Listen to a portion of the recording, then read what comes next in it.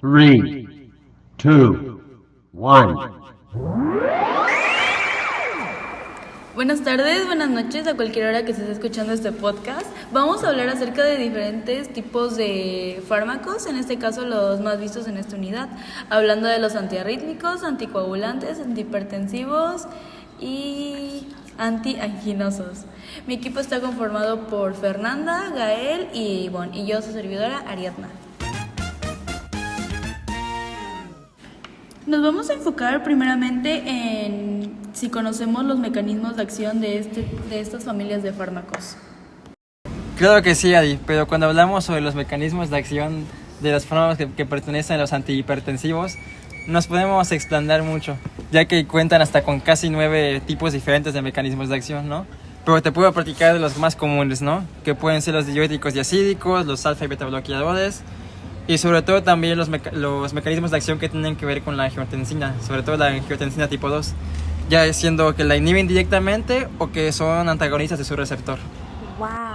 Bueno, hablando de los antiarrítmicos, los mecanismos de acción de este grupo de fármacos se dividen en varios, ya que tienen diferentes tipos de clases que según el sistema se clasificó bajo el sistema de Vaughan-Williams, que se basa en su mecanismo de acción.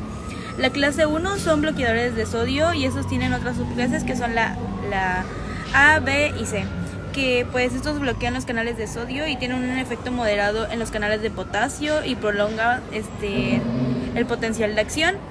El B bloquea los canales de sodio y acortan su potencial de acción, y el C es que bloquean los canales de sodio pero tienen un efecto mínimo en los potenciales de acción. La clase 2 son los betabloqueadores y estos inhiben los efectos del sistema nervioso simpático al bloquear los receptores beta-adrenérgicos, y esto produce la frecuencia cardíaca y la contractilidad. La clase 3 son bloqueadores de canales de potasio y estos prolongan la polarización de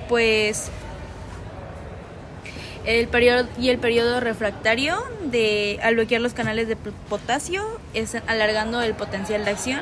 La clase 4, estos ya son los bloqueadores de los canales de sodio y estos reducen la conducción a través de un nodo auriculoventricular y disminuye la contractilidad cardíaca al bloquear los canales de calcio tipo L. El principal de estos fármacos antianginosos es detener las crisis cuando se presentan y reducir la frecuencia con la que éstas se presentan. Existen 2 mecanismos dentro de la terapéutica de estos fármacos, que es aumentar el flujo coronario y reducir la demanda miocárdica de oxígeno. Por otro lado, tenemos el mecanismo de acción de los anticoagulantes. Los anticoagulantes son fármacos que impiden la coagulación de la sangre, como su nombre lo dice. Estos medicamentos se toman para prevenir la trombosis y las embolias. Para nuestra siguiente pregunta, ¿cuáles son los medicamentos más comunes en estas familias?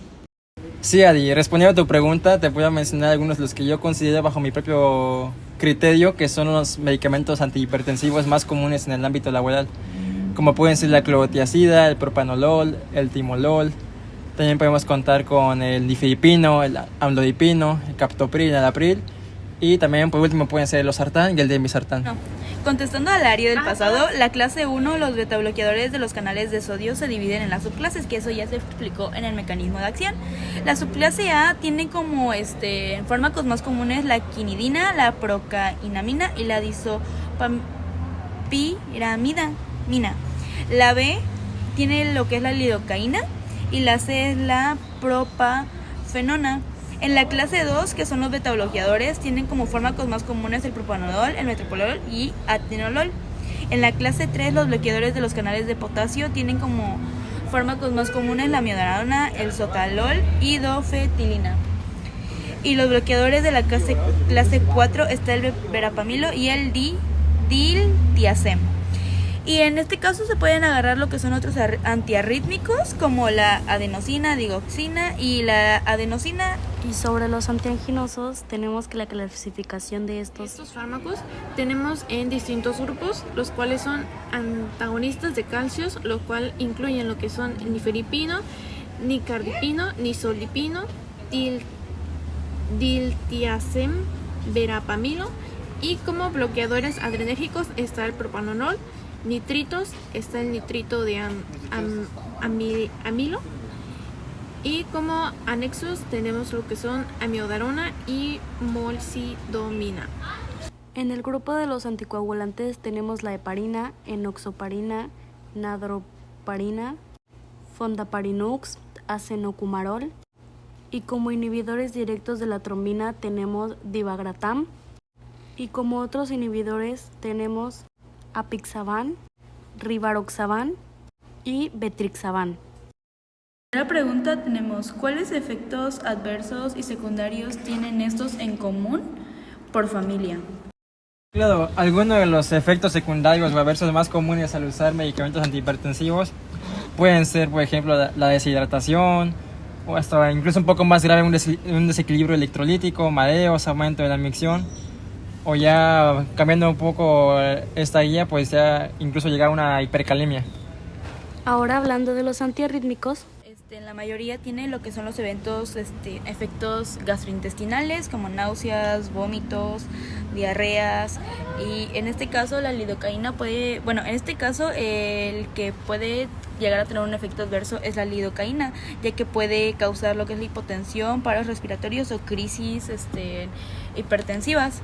ahora con los antianginosos tenemos que Como efectos adversos más comunes tenemos lo que son efectos gastrointestinales, que puede provocar lo que son náuseas, diarrea, cólicos, y otros menos frecuentes son lo que provocan la cefalea, mareos y somnolencia. mientras que en el grupo de los anticoagulantes tenemos que el primer y principal efecto adverso es el sangrado. Ese es uno de los más comunes, aunque también puede causar malestar estomacal, náuseas y diarrea. Todos dependen del anticoagulante que se esté tomando. Por último, pero no menos importante, mencionen cuáles son las indicaciones generales de estos fármacos. Sí, bueno, hablando específicamente de los antihipertensivos, para llegar a administrarlos, pues sí tendrían que ser evaluados anticipadamente por un médico especialista, ya que estamos hablando de una enfermedad crónico-degenerativa, ¿no? Que va a ser pues prácticamente un medicamento que va a ser casi de por vida, ¿no? Y sobre todo hacer énfasis sobre todo en las combinaciones, pues de seguir las reglas del hexágono terapéutico.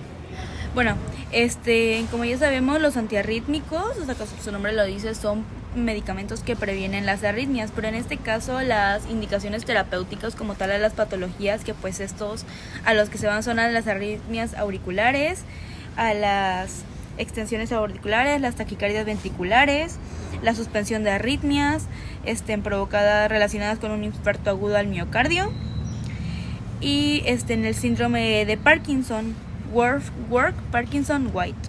En la indicación de los antianginosos, Los podemos encontrar recetados para la angina de esfuerzo, angina de reposo, angina inestable, infarto al miocardio, no de ventrículo derecho o con llenado ventricular comprometido, también en crisis hipertensivas con dolor anginoso y control rápido de la hipertensión pulmonar.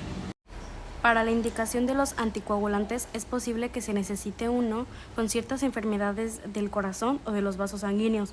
También un riesgo de coágulos de sangre después de la cirugía, defectos cardíacos congénitos, un ritmo cardíaco anormal, que es llamado fibrilación auricular, y ya sea un reemplazo de válvula cardíaca. Y eso es todo por hoy.